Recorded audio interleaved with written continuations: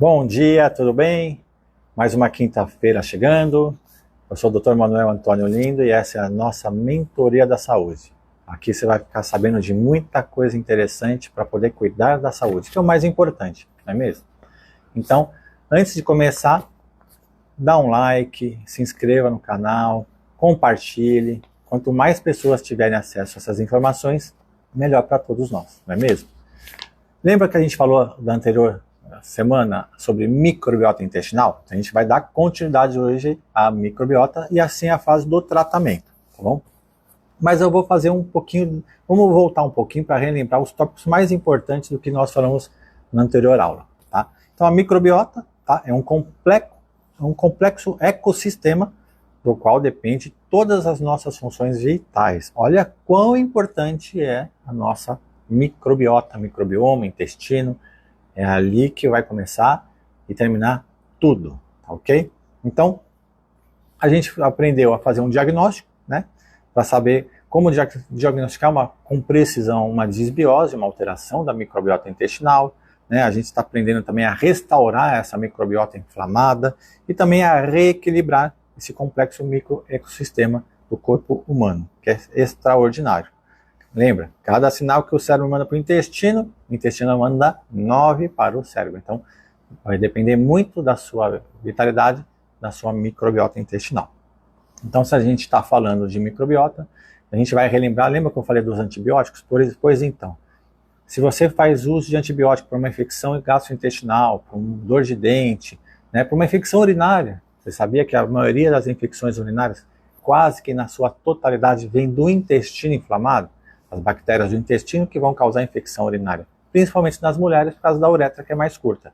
E se você fizer uso de um antibiótico para tratar a infecção urinária, você vai ficar refém dessa enfermidade, porque demora de 8 meses a 1 ano para você recuperar sua microbiota se você fizer uso dos antibióticos. Eu falei da anterior vez e eu gosto muito de enfatizar novamente, cuidado com antibióticos, tá ok? Quer tratar infecção urinária? Não use antibióticos, tem outras coisas muito mais eficientes e mais atuais, tá? E a gente falou também, lembra do equilíbrio das bactérias, os Firmicutes, Bacteroidetes? Então, lembra que eu falei que quando você tem, o ideal é 30 de Bacteroidetes e 70 de Firmicutes, essa proporção é ideal para manter a nossa saúde em dia. Mas quando você tem um desequilíbrio desses Firmicutes, né, vai para 100 e 0 de Bacteroidetes, você vai ter muitos quadros inflamatórios. E o principal deles é o aumento de peso. Então, quando você tem um desequilíbrio dessas bactérias, né, os Firmicutes e Bacteroidetes, você tem muita capacidade, uma probabilidade muito grande de aumentar peso. E às vezes é ali o problema que você não consegue emagrecer, tá ok? Então, equilibrar os Firmicutes e os Bacteroidetes, tá? Mas para tanto, o que a gente tem que fazer para corrigir esse desequilíbrio? Ou manter o equilíbrio, tá? Determinar de acordo com os fatores externos. Como é que você está tratando o seu intestino? Então, primeira coisa, a qualidade dos nossos alimentos, dos seus alimentos, né? Então, legumes, verduras e produção biológica sem agrotóxico também produz probióticos, tá? Consumo de produtos mais de transformação de lácteos, assim, de fermentação. Lembra que eu falei muito sobre chucrutes, kombucha? Fermentar o intestino é prioridade fundamental para melhorar os nossos probióticos e melhorar a vitalidade da microbiota intestinal. E também ter contato com a natureza. Pé descalço, contato com os animais, com a natureza. Isso é muito importante, ter contato com a mãe natureza para poder melhorar o nosso intestino. Então é um equilíbrio, a gente não pode ser com excesso de limpeza. Sabe aquele medo das bactérias? Pois é, quanto mais medo você tiver delas, mais elas vão atrás de você, né? E se a gente está falando de intestino, está falando de saúde, e se está falando da qualidade dos alimentos, você sabe que o Brasil é campeão mundial de consumo de agrotóxicos. Então esses alimentos ricos em agrotóxicos, além da contaminação que você vai ter, né, pelo próprio agrotóxico, você vai também ter um alimento pobre em nutrientes. Então, por exemplo, um tomate. O tomate no livro fala que tem licopeno, selênio, zinco, mas o orgânico até tem, com agrotóxico não tem mais nada. Então, a extração do solo desse alimento vai ser muito pobre, porque o agrotóxico desregula a micorriza, né, que é a raiz, ali o fundo da raiz, onde faz a extração desses minerais importantes para a gente consumir. Então, alimentos, frutas, verduras, legumes tratados com agrotóxico não têm nutrientes suficientes para a tua saúde. Então, a gente fica deficiente, ok? Também a redução drástica de fibra, né? A gente não consome muitas fibras, a gente está consumindo muitos produtos alimentícios, ricos em gorduras transesterificadas, né? Ricos em consumo de carboidratos refinados, açúcares, né? Também esses realçadores de sabores, aditivos, tudo isso, uso de antibióticos, anti-inflamatórios, aspirinas, tudo isso vai contribuir para você ter uma disbiose, uma alteração do seu intestino. E aí, muita coisa bem decorrente disso. Então, para fazer um diagnóstico, lembra que a gente comentou, da disbiose, que é a definição de uma alteração permanente do equilíbrio do nosso intestino, tá? Então, esse diagnóstico vai depender de como está a fermentação desse intestino. Se você tem uma má absorção dos açúcares simples, sim, o excesso de carboidratos refinados, pães, biscoitos, massas, bolachas, macarrão, tudo isso vai contribuir para uma formação excessiva de açúcares, que vai produzir uma fermentação e causar uma baita disbiose, tá? Então, é a complicação por má absorção. Não para por aí não, porque esse excesso de carboidratos refinados pode causar celulite, esteatose hepática. Muitas pessoas pensam, gordura no fígado é causada pela gordura. Não, não é verdade. Gordura no fígado é causada por carboidrato, que entra na circulação, essa glicose, através da insulina, se converte em triglicerídeos e se é armazenada como fonte no fígado, tá ok? Então, não é a gordura que produz gordura, é o açúcar que produz gordura pelo efeito da insulina, que é um anabolizante, tá bom? Então, também as bactérias dos açúcares se transformam em álcool, né? Essa esteatose hepática também em ácidos graxos cadeia curta, tá? Também tem outros tipos de inflamação no fígado pelos ácidos propionínicos, né? E a famosa síndrome metabólica. E as fermentações anormais também são decorrentes das bactérias por um crescimento bacteriano excessivo. Tá tudo desregulado, tá tudo bagunçado no seu intestino. Então ela está produzindo muitas bactérias. Tá um desequilíbrio, tá? E aí vai produzir muitos gases. Se você está produzindo gases, meteorismos, flatulências, é sinal que você tem uma disbiose por excesso de bactérias produtoras desses gases. Lembra que eu falei?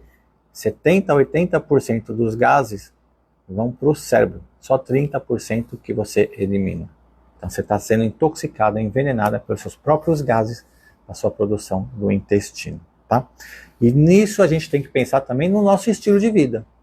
Não é só o alimento, mas se você faz exercício, se você anda estressado, né? Se você tem um equilíbrio emocional, psíquico, se você tem um controle emocional, isso é muito importante, né? Se você faz uso de medicamentos, se você está num extremo de excesso de calor, excesso de frio, o clima também interfere muito, isso vai fazer parte de tudo que nós falamos e a gente tem que cuidar também da nossa microbiota. Agora o tratamento. Hoje a gente vai falar sobre o tratamento, que é muito importante, tá? Então a gente vai fazer o quê? Uma modulação, tá, da microbiota em 3 etapas. Primeiro é reajustar os alimentos. Então é um reajuste nutricional conforme o tipo de disbiose. Então vai ver se é excesso de carboidratos refinados, se é excesso de gorduras transesterificadas, se é excesso... Lembra que eu falo sempre, toco nesse tema? O glúten e o leite são inimigos da nossa saúde. Não fiquem com raiva de mim. Fiquem com raiva do nutriente que foi geneticamente modificado. Então se você consome glúten, que é aquela proteína do trigo, centeio e cevada, você tem uma disbiose intestinal. Você tem que eliminar esse fator inflamatório. E o leite não é a lactose. A lactose é só o desconforto. A lactose é o açúcar do leite, mas o problema do leite chama-se caseína, que é a proteína do leite. Principalmente a caseína A1. A A2 também não é tão inflamatória quanto a A1, mas eu não indico fazer a substituição. O ideal é substituir por leites, né, vegetais, menos soja, tá? Pode ser de coco, de amêndoas, de castanhas, aveia, mas soja não. Cuidado quando a gente fala de aveia, tem que ser aveia sem glúten, porque existe a contaminação cruzada, tá? Também a ação antisséptica, tá? Então, seletiva potente. O que significa isso? A ação antisséptica é você evitar a proliferação das bactérias, dos fungos, dos vírus, tá? Dos parasitas nesse intestino. Se você tem um intestino cheio de parasitas, cheio de bactérias, cheio de vírus, você vai ter uma colonização irregular dessa microbiota, causando toda essa desbiose. Então você tem que eliminar essa parasitose, fungos, né, as aflatoxinas, e aí você vai ter que escolher alimentos de melhor qualidade, né, desparasitar, mas não desparasitar com esses medicamentos que você compra em farmácia. Esses medicamentos não são completos, vocês vão pegar uma fração dos parasitas do seu corpo. Você tem que ir mais a fundo, de amplo espectro, tá ok? Isso é importante para a gente ter um equilíbrio. E tem também, quando a gente fala da ação bifisiogênica, né, descobrir aonde que está a alteração, se é no intestino delgado, se é no intestino grosso, né? Então você tem que tentar descobrir. Então, a gente tem aqui, eu gosto muito de usar também, óleos essenciais, tá? Eu não vou dar marca aqui não, mas óleos essenciais é muito importante para cada tipo de desbiose. Você pode usar um tipo de óleo essencial que, associado a fibras solúveis e insolúveis, vão ajudar a corrigir essa microbiota que está alterada. Então tem a fermentação da ácida, tem a fermentação dos hidrogênios e também a fermentação, né, do gás metano. Tá? Aí pode ver na parte do estômago, do duodeno, do intestino delgado, do seco, do cólon, aonde que está a parte que a gente vai tratar. Ok? E para a gente finalizar, eu vou falar dos 4 R's, 5 R's ou 6 R's. Tá? São os programas para a gente fazer uma limpeza e corrigir nosso intestino. A gente pode falar de 4, de 5 ou de 6 R's. Ok? Mas a prioridade, o que é? O mais importante. Primeiro, retirar os alimentos alergênicos, né? Então, tirar todos os alimentos inflamatórios. Já sabemos que tem o glúten, tem o leite e seus derivados, né? Tem as gorduras transesterificadas, né? Tem os açúcares refinados, as gorduras também. Tem também os temperos, né? Que são os realçadores de sabores, os aditivos dos alimentos, os corantes, tudo isso contribui para você ter uma alteração da sua microbiota. Então, o primeiro R é retirar esses tipos de alimento. Segundo R, reparar os alimentação limpa, anti-inflamatória, nutrientes funcionais na mucosa. Então, você vai reparar, eliminando também esses tipos de nutrientes. Depois, o terceiro R é recolocar o corpo, né, o que não está conseguindo. Então, as enzimas digestivas. Chega uma certa idade que a gente não tem todas as enzimas digestivas necessárias para fazer a absorção de todos os nutrientes. A gente precisa de protease, lipase, amilase, né? Tem muitas enzimas que a gente precisa, que a gente tem deficiência. Então, suplementar as enzimas digestivas é muito necessário para melhorar essa desbiose intestinal. Eu gosto muito também da betaína, não anídrica, mas sim o cloridrato, porque ela vai fazer a melhor absorção das suas proteínas. Se você consome carne, ovos, peixe, frango, a betaína é muito importante para melhorar a absorção dessa proteína que você está ingerindo. Senão ela vai ter uma absorção e vai ter problema lá de eliminação. O 4R, quarto R, é reinocular probióticos e prebióticos. Eu gosto de prebióticos, mas o mais importante é a fermentação desse intestino. Tá? Não adianta você tomar prebióticos e probióticos se você não fizer a boa fermentação, porque é a fermentação que vai melhorar a capacidade do seu intestino de absorver e manter os pré e probióticos, ok? Eu gosto muito de kombucha, chucrutes, né? E aquelas conservas, aquelas conservas que você tem costume, volte a consumir, ok? Uma porção diária é o suficiente.